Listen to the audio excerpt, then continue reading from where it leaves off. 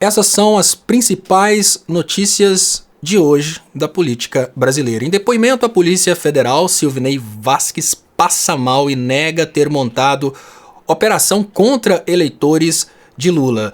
Olha, gente, o Silvinei, ele alegou que as operações foram direcionadas no sentido de evitar a compra de votos.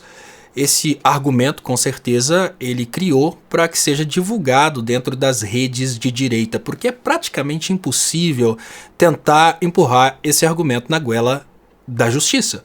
Não há nenhuma previsão legal para que a Polícia Rodoviária Federal, no dia das eleições, trabalhe contra uma possível venda de votos. E tem outro ponto, gente. Olha, o Bolsonaro mapeou os locais onde o Lula tinha a maior intenção de votos e as blitz da Polícia Federal aconteceram nestes locais. Então não há dúvidas que foi um movimento para tumultuar as eleições nos locais onde o Lula tinha o maior número de intenções de votos. Ou seja, evitar o exercício da democracia. Vai ser bem difícil para o Silvinei Vasquez emplacar esse argumento, mas nós precisamos concordar que esse argumento ele vai ser muito poderoso para as redes sociais bolsonaristas acusarem o Lula de comprar votos. Então, implícito neste argumento do Silvinei Vasquez está uma acusação de que o Nordeste votaria no Lula por causa da compra de votos. Então é uma estratégia de comunicação poderosíssima dentro desse depoimento, o que mostra que eles ainda estão bem assessorados na comunicação.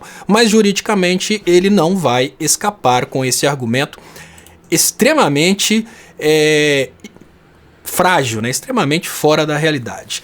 Agora nós conseguimos entender por que o Campos Neto tem sabotado tanto a economia brasileira e aos poucos a gente vai tendo mais evidências disso. Bolsonaro teve agenda secreta com Roberto Campos Neto 2 horas antes de Copom decidir sobre taxa de juros. Uma reunião entre Jair Bolsonaro e Roberto Campos Neto não foi citada nas agências públicas da presidência e do Banco Central. Então esse Roberto Campos Neto tem sido, com certeza, o bolsonarismo continuado mesmo depois da derrota do Bolsonaro nas urnas. E o mesmo Roberto Campos Neto fez uma proposta extremamente bizarra no Senado, uma proposta de acabar com o parcelamento no cartão de crédito. Então o que a gente consegue perceber é que o Campos Neto ele tem trabalhado de uma forma muito estratégica aí para derrubar o comércio brasileiro. Enquanto de um lado nós temos o governo Lula tentando incentivar o comércio, do outro lado nós temos as políticas do Banco Central tentando derrubar o comércio, agora propondo inclusive o fim da possibilidade das compras parceladas sem juros no cartão de crédito. Gilmar Mendes anula provas de investigações da Polícia Federal contra Lira, aquelas investigações relacionadas aos kits robótica que foram muito importantes para o Lira abaixar a bola, porque no início deste governo Lula, o Lira estava basicamente chantageando o governo Lula. O Lira estava ditando muitas regras e aí começaram a aparecer acusações contra o Lira.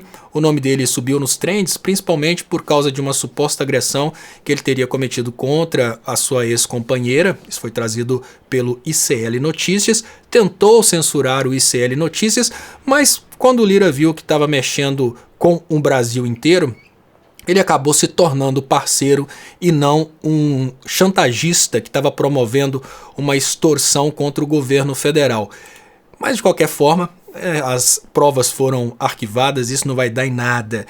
Depoimento de Anderson Torres eleva a pressão por convocação de ex-comandante militar. O general Gustavo Henrique Dutra chegou a defender o adiamento do desmonte de um acampamento golpista em Brasília.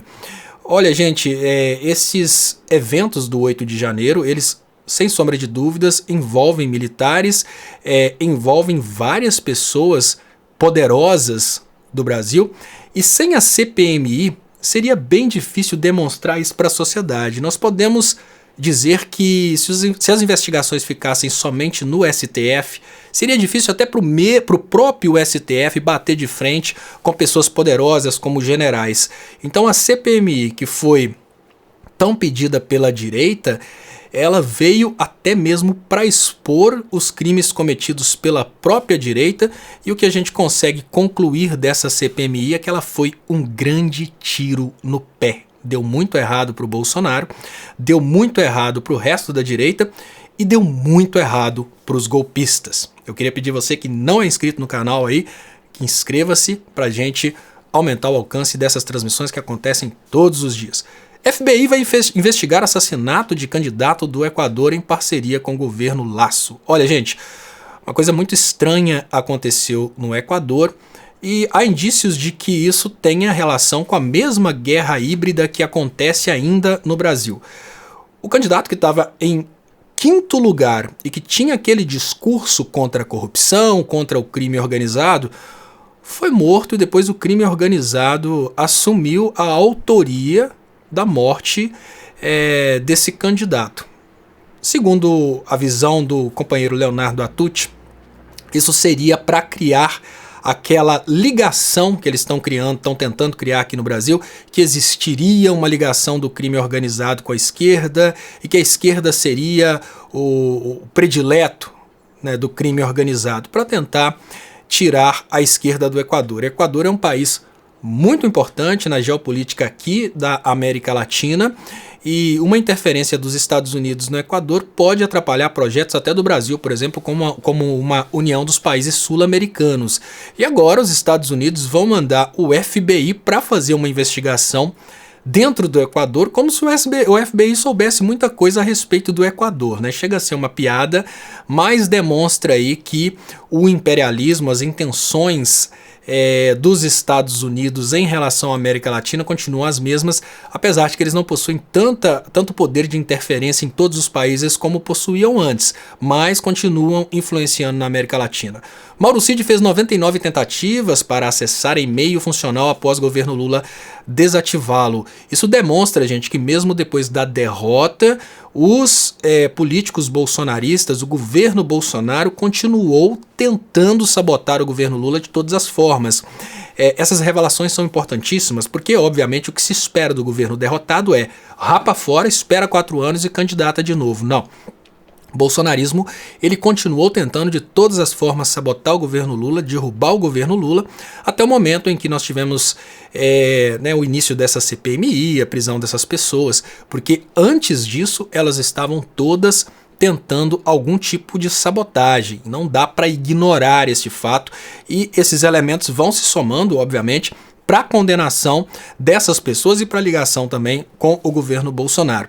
Esse assunto é muito interessante porque agora vai ficando também difícil de desassociar o Bolsonaro, os outros apoiadores que estão sendo investigados, do incentivo aos atos do 8 de janeiro. Moraes determina que redes sociais enviem à Procuradoria-Geral da República postagens de Bolsonaro com ataques às eleições.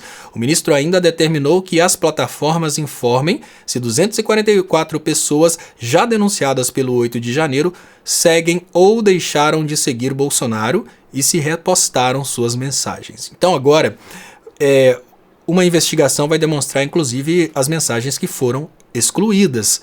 Então, Bolsonaro, principalmente, que demonstrou que não entende nada de tecnologia da informação, e esses apoiadores ruralistas que também não devem compreender muito como funcionam essas plataformas, eles começam a passar uma certa dificuldade, porque eles vão sendo cada vez mais associados ao golpe, e eu imagino que é o que todos nós progressistas queremos, punição para as pessoas que incentivaram as insurgências contra a democracia brasileira. Agora, a bomba relógio contra o Bolsonaro, sem dúvidas, é o Walter Delgatti. Walter Delgatti não tem lado.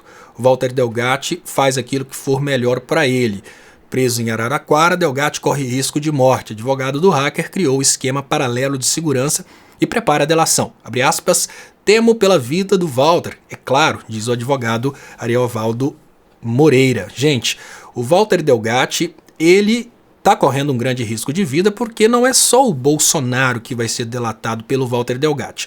Essa tentativa de invadir urnas eletrônicas, essa invasão do Conselho Nacional de Justiça e essa tentativa de golpe era uma tentativa da sobrevivência de um governo dos militares. Não era um governo militar, mas muitos militares no governo Bolsonaro queriam que esse golpe funcionasse porque eles queriam continuar mandando, eles queriam continuar no poder. Então hoje o Walter Delgatti é inimigo de pessoas poderosíssimas. Precisamos concordar com isso e nesse momento ele corre um grande é risco de vida, tem que ser protegido, porque ele é a cereja do bolo nas delações que vão colocar o Bolsonaro na cadeia. O governo Tarcísio fechou 3 contratos com empresas de Renato Feder, com ele já no cargo de secretário da Educação. A educação do governo de São Paulo está sendo muito discutida porque eles estão querendo criar várias modificações que vão desviar o dinheiro da educação para empresas privadas, e são medidas extremamente bizarras, como, por exemplo, o fim dos livros didáticos, substituição por tablets, né, uma coisa que coloca os alunos em risco. Os tablets podem ser vendidos, podem ser perdidos, podem ser roubados, mas eles não estão pensando nisso, eles estão pensando só em como vão transferir o dinheiro público para as empresas que vendem os tablets. E o Tarcísio, ele tem conseguido fazer um marketing muito grande, tem conseguido se tornar aí o próximo anti-Lula, porque o Bolsonaro já está inelegível. Depoimento de Anderson Torres eleva pressão por convocação de ex-comandante militar. Eu já li e fecho as notícias do dia com esse assunto, lembrando que agora nós temos delações que começam a chegar em militares poderosos. É um momento muito importante para testar as instituições brasileiras. Será que o Poder Judiciário vai ter coragem de colocar militares na cadeia? Bom, esse foi o Notícias do Dia de hoje. Peço para você que não é inscrito que inscreva-se no canal Leonardo Estopa, marque para receber notificações e até mais.